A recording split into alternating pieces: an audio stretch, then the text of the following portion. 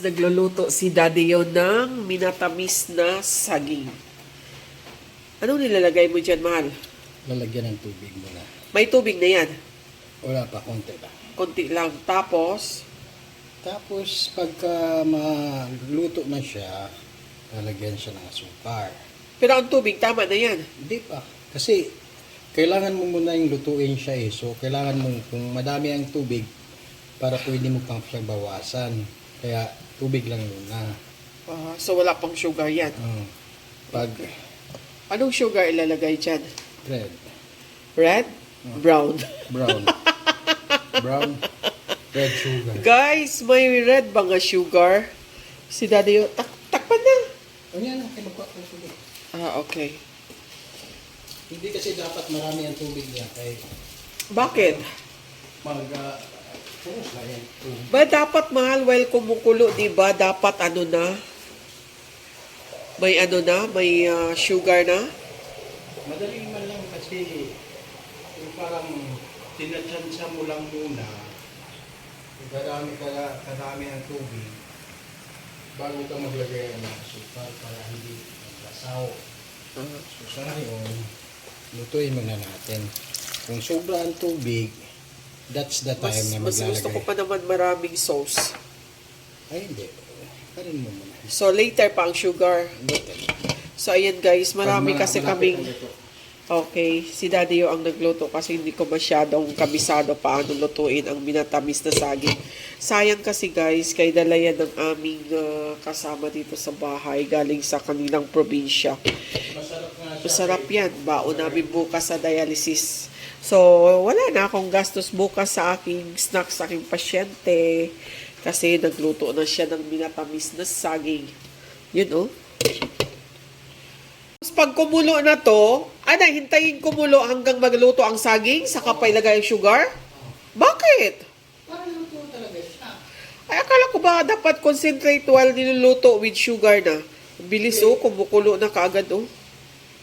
Kumukulo na siya. Ang sarap guys, gusto kong kumain. Tapos na ako maghapunan pero parang gusto ko tong kumain. Madaling araw kasi kami umaalis dito guys, puntang dialysis.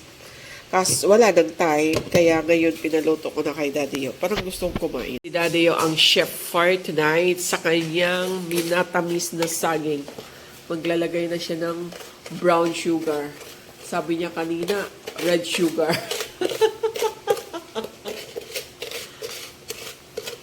Di ba maglalagay pa yan ng coconut, mahal? Oh. Hala, grabe ka man. A lot of sugar. May matamis bang? Hala guys, ang daming nilalagay ni Daddy Yo.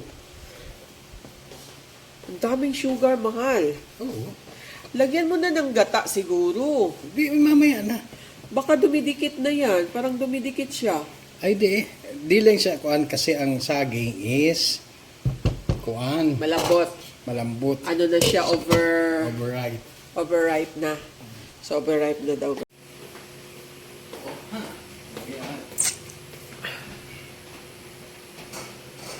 Kita mo ang Ano? kuan. Diba iba na yung kulay? Oo. Kasi, dahil sa sugar, Oo. okay, ilagay na yung gata para makakain na tayo.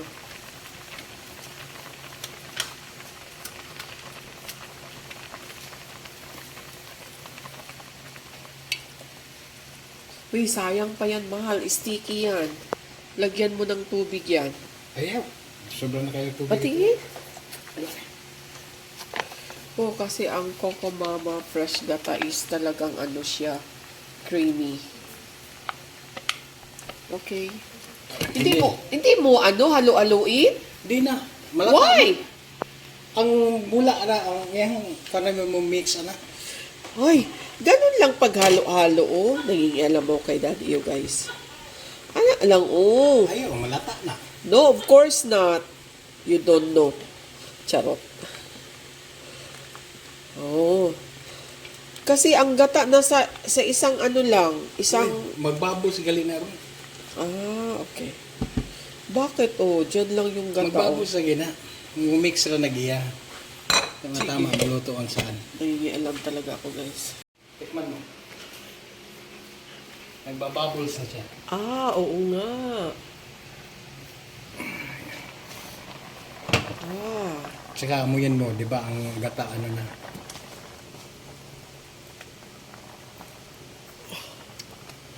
bakit parang, ayan, ganyan, para ano, mahalo. Pwede na bang tumikim yan? Actually, patay na yan eh. Ha? Luto na ba ang gata? Ayaw, magluto na ng gata. Ay, di pa nga sticky. Mahal, dapat sticky Pag yan. nag-sticky na yan, ibig sabihin lalabas na yung mantika. Overcook na yan. Sarap. Sige. Huwag mo na, takpan mo muna, saka patayin. Para makover ang ano. Kaya pakuluin pagkaisa yung magbukal-bukal. Yung magbula-bula. Kasi lalabas ang mantika niya eh. Pagka sinubrahan mo. Eh, mas maganda nga, di ba? Hindi eh. Lunok na yan. Ah. Pag umakyat na yung mantika, saka patayin para talaga luto na yung gata. Kasi masarap na yan pag hindi luto ang gata. Di ba? Sarap ng banana. Matamis talaga siya. Okay, go. So, ayan guys. Luto na daw to. Tikim tayo maya-maya konti. Concentrate muna natin. Parang doubt pa kasi ako. Luto na ba to, mahal? Mamaya, tikman ko. Tikman ko talaga yan.